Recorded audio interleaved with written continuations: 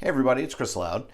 Today I'm going to show you what I've been doing lately to reuse some canvases that I worked on this year that just really didn't pan out. I've started a little series here where I'm painting over these old paintings, letting a little bit of the colors come through from the underpainting. You can see even on the sides here. A lot of these have some great texture. So I don't want to sand these over and re-gesso them. I want to actually just go right from the painting itself. But I've been doing a few of these and just doing a little bit of a series. This is part of the painting and what was there before. And again, just want to leave some of that and let some of that show through. There's a little bit of orange from the paint from the previous painting. And just doing some little simple, playful things with charcoal. You can see a little bit of the color here that is peeking through. And there's a lot of great textures from leaving that and not resanding these. So the first thing I want to do with this is cover over this. I'm using a little bit of titanium white with a little bit of Payne's gray.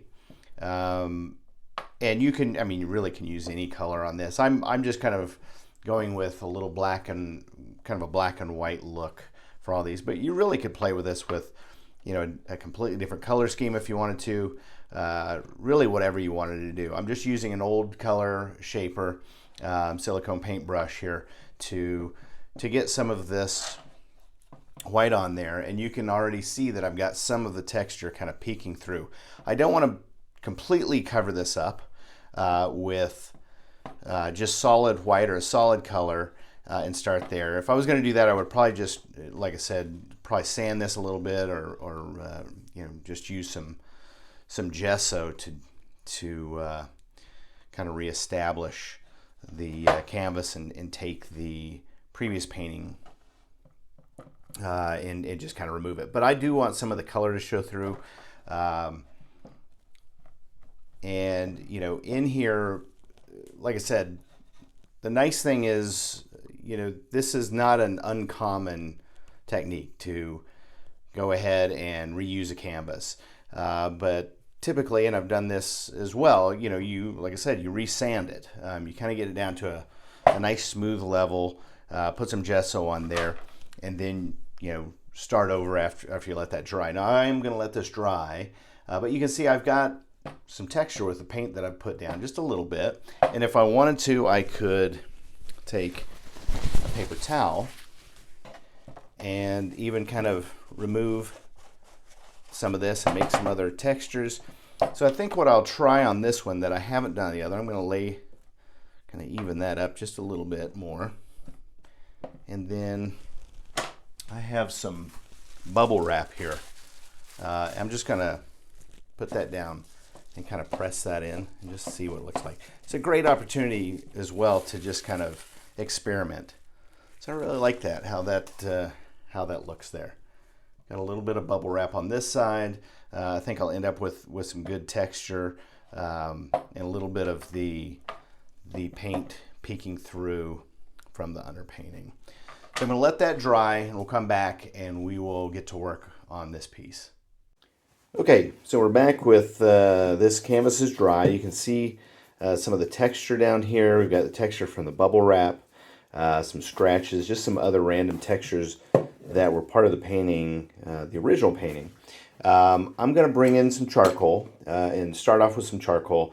You don't have to use charcoal. You can just do this with paint if you want to do that. But I started this series off with charcoal, so I thought I would go ahead and try that. Try to keep with that medium. I'm also going to just put some tape down here, and just get some tape on there and block off a little of this before I put the charcoal down. I haven't done that before, but I figured I'd give it a shot.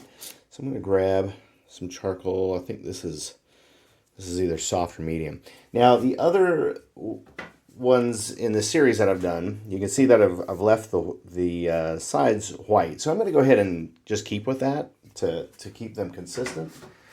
And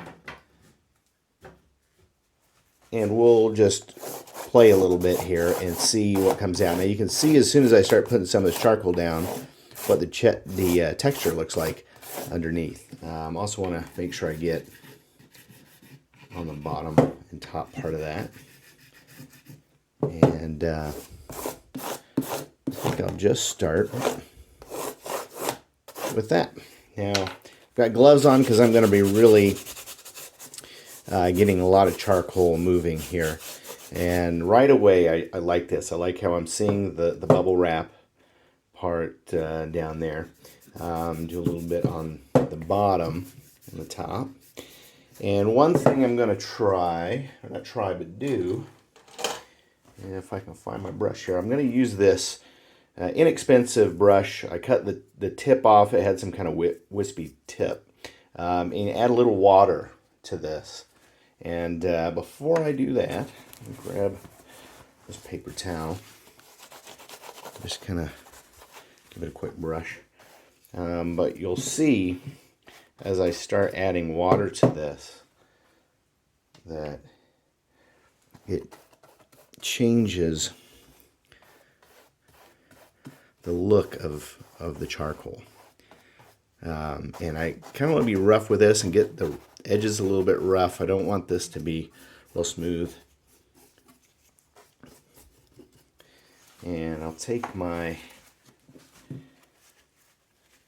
paper towel here and just kind of wipe a little of this off in some areas and get kind of a little bit of a mid-tone with this. All right, so I like how that's looking. I'm going to go ahead and bring a little bit more charcoal in and some spots.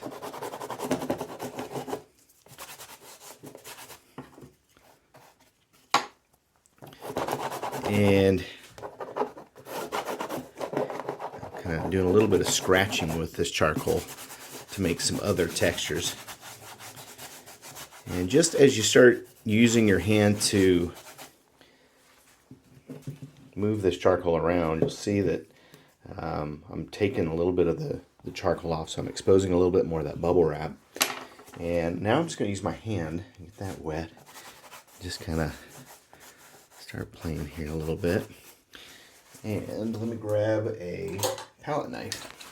And now I can just start scratching into this. Now, if you have a hard time scratching with a palette knife, if you dip it in the water and kind of start working that, you'll see that the water will help you scratch a little bit on this. So you can see there the scratches that I'm making. Now I have no plan really here. I'm just playing. Just scratching. I'm going to now bring in a little bit of this Payne's Gray. And I think I'm going to need to squeeze a little bit more out of this too. I'm going to use this to kind of get some more of this paint. If you don't have one of these, it's a great tool to help with tubes of paint. You do have to open the lid just a little bit, but you can start squeezing all the paint down. I'll put a link to this if you don't have one, so you can check it out. There's a whole bunch of different kinds. I think this might have been, I was going to say this might have been for toothpaste, but I think I got the one for actual paint. But I've had one for toothpaste as well, and that works just fine. You do have to be careful because it will shoot out of the tube. So I usually just have the lid just kind of barely on like that. So, and just move slow. But yeah, if you don't have one of these, I highly recommend getting those. All right, so let me grab the some of that Payne's Gray, and I'm gonna start getting a little bit of that around this tape. And I'm not being real specific with this. I will probably use the paper towel to rub some of that off, but I'm gonna come back in. The lighting is really off here a little bit. Let me try and fix that. go, we'll stick with that.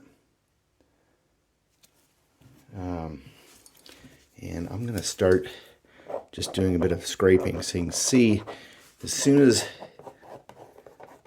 what you've done is gets wet, it's easy to scrape some of the charcoal below away. Again, no idea what I'm doing, but I'm going to get some lines in here, and I'm going to start kind of coming off of the sides.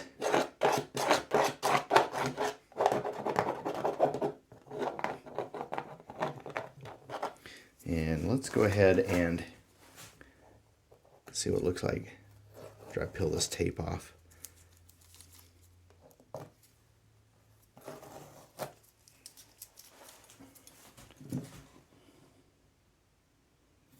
Yeah, I can't say I'm loving that or anything. But we're just going to keep playing. I'm going to keep playing until we see if we can pull something interesting out of this. And I'm going to use this brush to kind of extend the line here and roughen that up. And let's turn this like this now. Alright, so grab my palette knife and we're just going to keep playing here. This way is kind of starting to look to me like some kind of landscape. So we're going to start kind of scratching in here, and I'm going to try and go past this edge here so it's not quite so clean, and see if I can't pull away a little of this.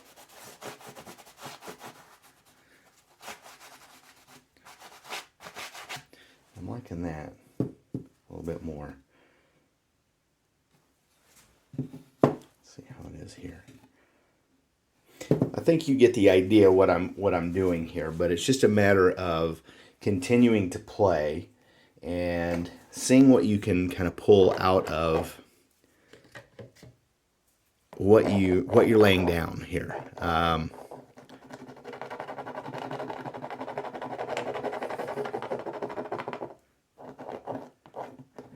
Now, you can obviously do some sketches beforehand and see what you can come up with. I enjoy just kind of intuitively doing this and seeing what I can make kind of on the fly as you're just starting to put paint down.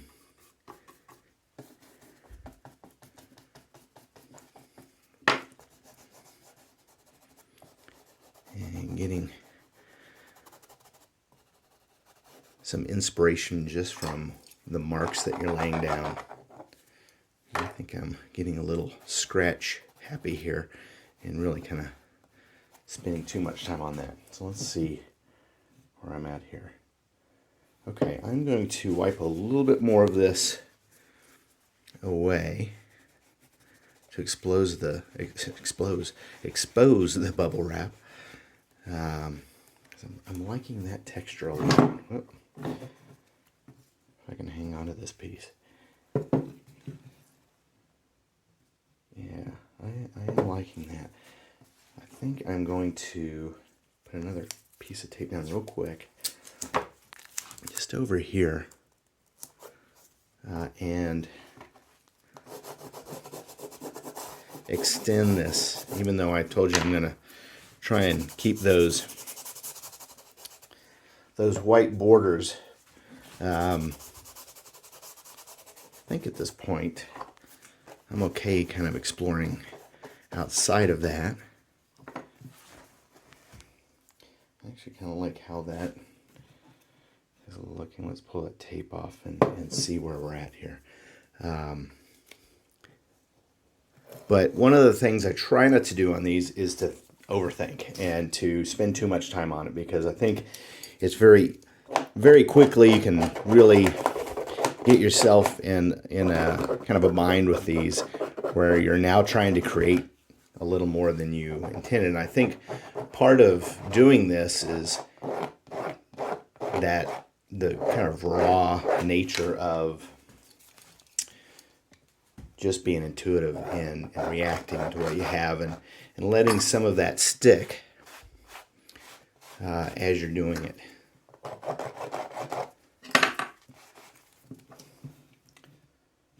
I think I'm going to get a little bit of charcoal here, just a little bit. Darken that up so it's not quite so white. And maybe a little moisture in there to get it. Yeah. And then once I have it in, I'm going to wipe away so I can see the texture of that bubble wrap.